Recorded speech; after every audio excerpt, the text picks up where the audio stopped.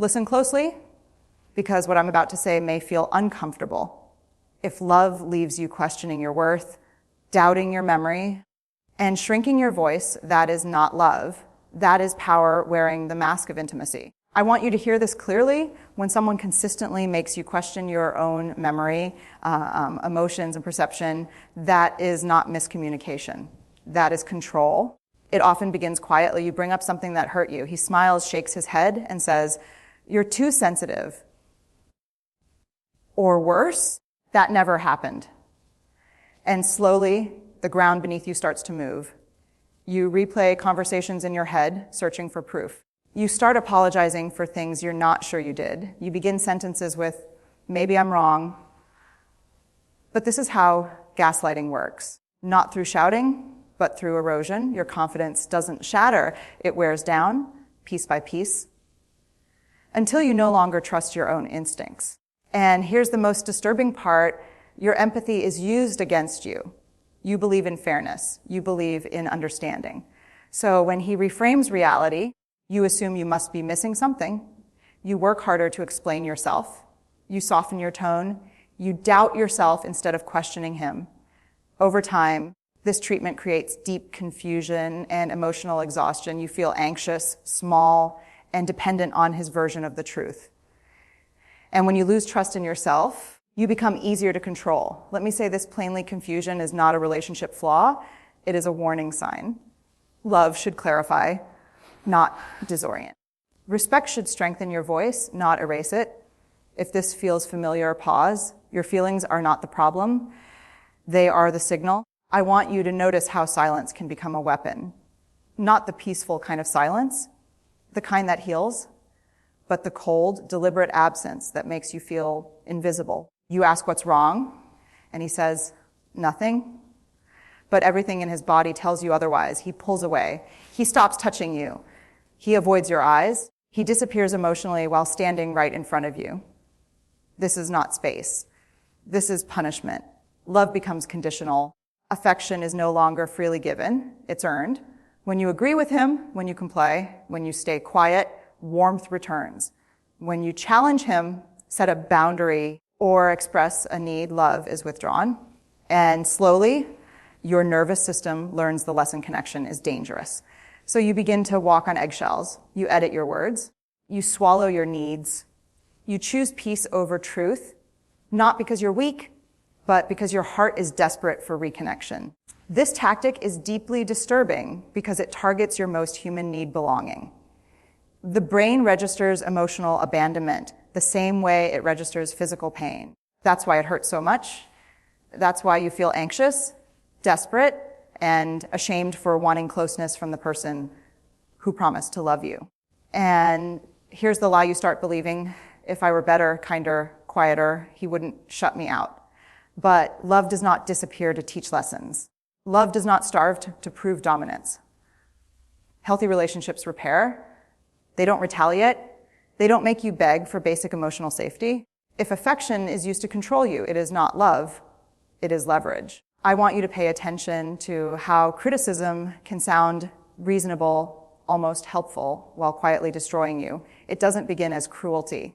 It begins as, "I'm just being honest," or "I'm only saying this because I care." He comments on how you speak, how you dress, how you parent, how you think. Nothing is ever quite right. You are either too much or not enough, but never simply enough. Over time, the criticism becomes a soundtrack playing in your mind. You hear his voice before you make a decision. You second guess your laughter. You shrink your confidence before he has the chance to cut it down. And the most painful part, you start criticizing yourself for him. This kind of treatment is disturbing because it targets your identity. It doesn't attack one behavior. It attacks who you are. And when you protest, he reframes it as a joke or accuses you of being dramatic or says, "Why can't you take feedback?" So now you're not only hurt, you're ashamed for being hurt. And here's what happens next. You start working harder to earn approval that never comes. You exhaust yourself trying to become someone more lovable, more acceptable, more worthy of kindness. But the goalpost keeps moving because this was never about improvement. It was about power. Love does not belittle. Love does not keep score of your flaws. Love does not make you feel small to feel strong. If someone has to diminish you to feel important, that is not intimacy. That is emotional harm disguised as honesty. I want you to notice how your life slowly stops being about you. When something good happens to you, it somehow becomes about him. When something painful happens to you, it's quickly overshadowed by how he feels about it, your grief, your exhaustion, your fear. There's always a pivot, a redirection, a subtle theft of attention. You begin a sentence with, "I'm really struggling," and before you can finish, he interrupts with his own stress, his own wounds, his own version of suffering. And suddenly, you're comforting the person who was supposed to comfort you. This is deeply disturbing because it teaches you that your emotions are an inconvenience, that your pain must be minimized so his can be maximized. And slowly, you stop sharing, not because you don't feel, but because it costs too much to feel out loud. This behavior rewires the relationship. You become the emotional caretaker, the listener, the one who holds space while your own inner world goes unattended. And the imbalance grows so quietly that you almost miss it. You tell yourself, he's just going through a lot. You make excuses. You stay generous even as you're being emptied. But here's the truth: intimacy is mutual presence. It is not one person constantly taking the stage while the other fades into the background. Love does not require you to disappear so someone else can feel important. Love makes room, love listens, love stays. If you feel emotionally unseen in your own marriage, that is not sensitivity, that is a signal. I want you to notice how isolation rarely begins with commands. It begins with suggestions. He questions your friend's intentions. He rolls his eyes when you mention your family. He says things like, they don't really understand you like I do. Or every time you see them, you come back different. And slowly, without realizing it, you start pulling away. This is one of the most disturbing patterns because it doesn't feel like control. It feels like concern. But the outcome is the same. Your world gets smaller. Your sources of validation shrink. And he becomes the center of your emotional universe.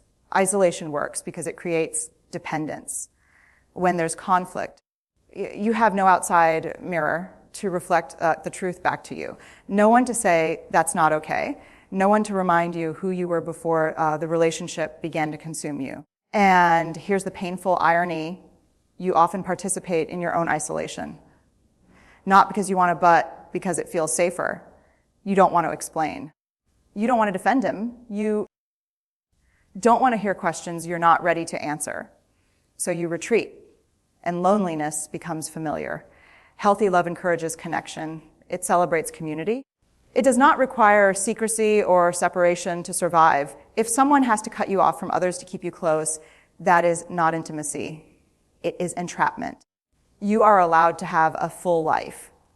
You are allowed to be supported. You are allowed to be seen by more than one pair of eyes. I want you to remember the moment you opened your heart, you shared your fears, your past wounds.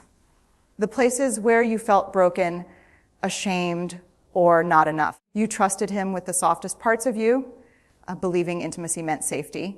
But later, during an argument, he reached for those very confessions and turned them into weapons. He throws your past in your face. He mocks your fears. He reminds you of your insecurities when you're already hurting.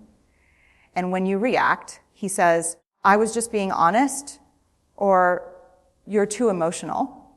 This is one of the most disturbing betrayals because vulnerability requires courage. And when it's used against you, your body learns a dangerous lesson. It's not safe to be seen. So you begin to armor up. You stop sharing.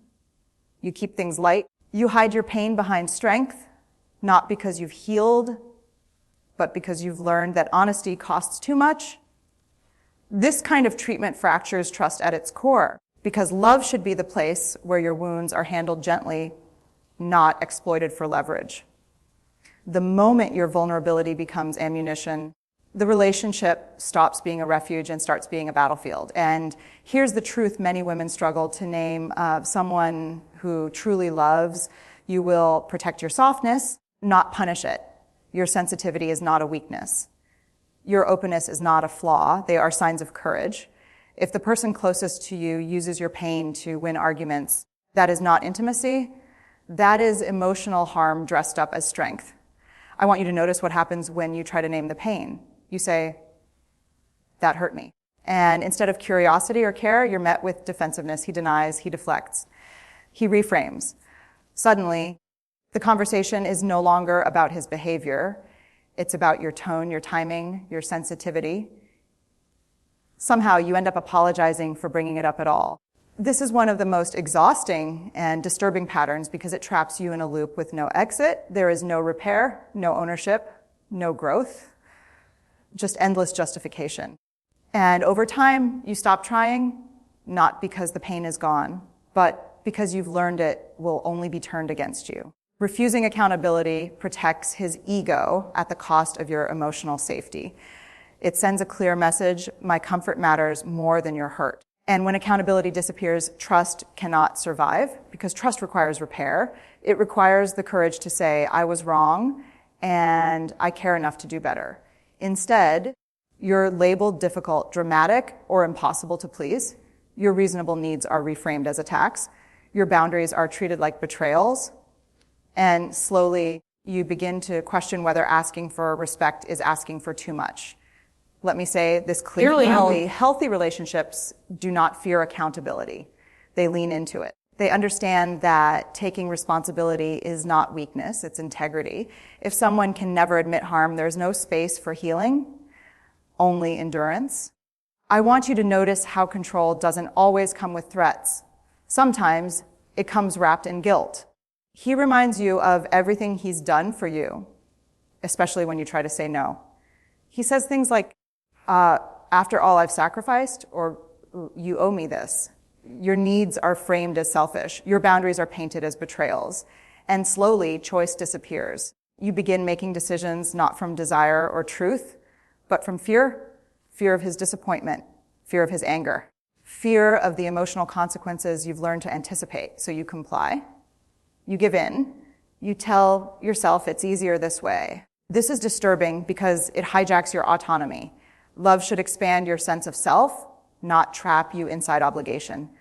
But here, compliance is mistaken for commitment. Endurance is mistaken for loyalty. And when guilt stops working, fear takes its place. Not always loud fear, but subtle fear. The fear of conflict. The fear of emotional withdrawal. The fear of becoming the problem. Your body stays tense, alert, always scanning for what will keep the peace. Over time, you lose touch with what you want. Your inner voice grows quieter. Decisions feel heavy, and you mistake survival for harmony. Let me be clear, love does not coerce. Love does not demand repayment. Love does not keep you small to feel secure. If saying no feels dangerous, that is not partnership.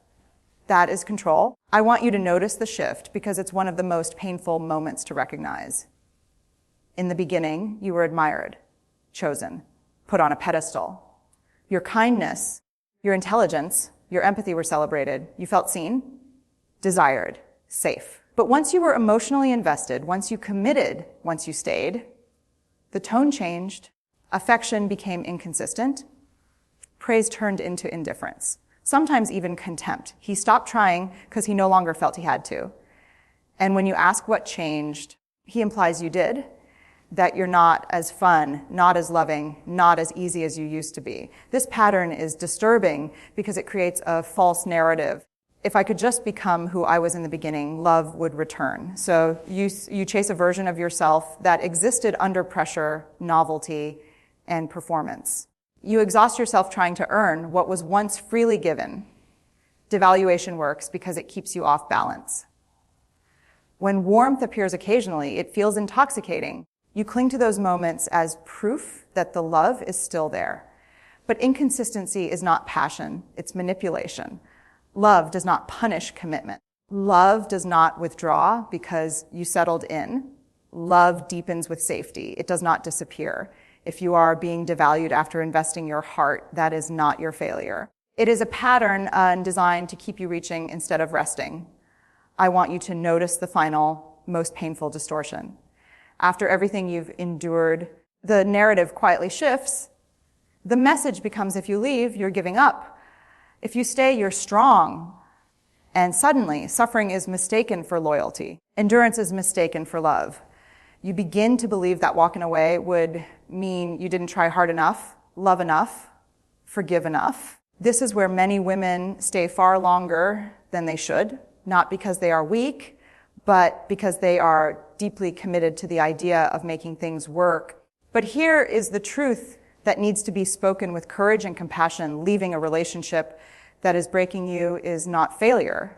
It is self-respect. A healthy relationship challenges you to grow, but it does not ask you to abandon yourself in the process. Love does not require you to disappear, to stay silent, or to live in constant self-doubt. Love should feel like grounding, not confusion, like safety, not survival. If you recognize yourself in these patterns, let me say this clearly and gently, you are not imagining it. You are not too sensitive, and you are not asking for too much. You are asking for what every human being deserves: dignity, emotional safety, and respect. And here is the ending I want to leave you with. You do not have to earn love by enduring pain. You do not have to stay to prove your worth. Choosing yourself is not abandonment. It is bravery. If this spoke to you, hold on to this truth. Healing begins the moment you stop shrinking and start listening to yourself.